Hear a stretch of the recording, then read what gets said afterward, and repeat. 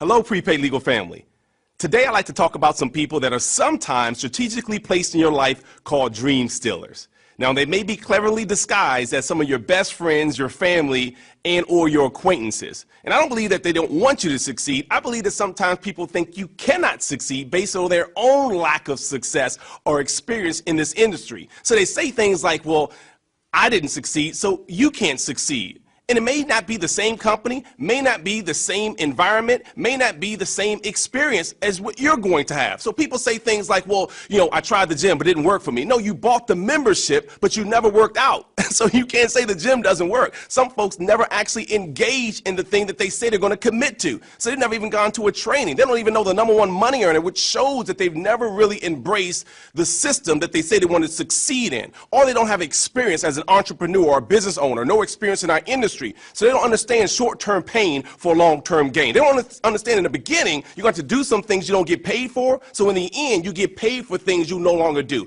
I like to say it this way. You can always count the number of seeds that are in an apple, but you can never count the number of apples that are in a seed. So people look at where you are today, but they have no idea you're preparing something for your generation and the generation to come. And so don't buy into other people's opinions, because if you buy other people's opinions, we buy their lifestyle. Or sometimes only because they don't have enough examples in their life. Otherwise, they would say, oh yeah, my cousin made $1 million from home, or my ex-coworker walked away from their job because they made millions from home. But because people don't have examples to lean on, they say things to you like you can't succeed. It's just like my father. He used to always say, well, Darnell, did you make your $1 million yet? You a millionaire yet? I'm like, I've been in for 3 months, Dad. You've been working for 30 years and not a millionaire yet. No, I didn't say that because that's my father. My father didn't believe in timeout. I've been knocked out until I woke up and came out of my unconscious state. So anyway, it's just exciting to be a part of an environment where you do have support. You do have examples that are here to show us that we can do it too. So it wasn't my father's fault. He never had examples. People say this all the time. Well, your great-grandfather was a plumber. Your grandfather was a plumber. Your father was a plumber. What's wrong with being a plumber? Well, nothing's wrong with being a plumber unless you don't want to be one. So be careful buying the opinions of your family, friends, and neighbors. And sometimes it's strangers. People don't even know you, and they're trying to talk you out of your dreams. Folks that never even played the game. Why would you listen to a coach that's never played the game? I never forget I had this bill collector calling me and harassing me. And she's telling me I need to pay my bills. And I'm saying, look, I know I need to pay my bills. I'm trying. And she hears my kids in the background. She says, are those your kids that are here in the background? And I'm thinking she's asking because she's going to be empathetic by hearing my kids. And she says, no, you must not love your kids if you can't pay your bills on time. And I'm telling you, it affected me because I was already emotional because the month before I joined Prepaid Legal, my house was up for foreclosure, my car was repossessed, so I was emotional anyway. And I said, listen, lady, I'm trying to pay my bills. And she says, well, when are you going to pay? And I said, well, I don't have a job. I run a business, so I don't have a steady paycheck. She says, well, you need to get a job. And I said, I'm trying to get a job while I build my business. And she says, well, then you need to do that. So when can I expect payment? And I said, well, right now, I'm working on my dream. So I have no idea. And she said, you need to work on a reality. This is a true story. I couldn't believe it. And so my wife was saying, just hang up. Don't worry about it. So I said, what's your name? And she says, Bernadette. I never forget. It was like it was yesterday. And so I hung up the phone, and I'm telling you, I took pieces of paper. I wrote Bernadette on all these pieces of paper.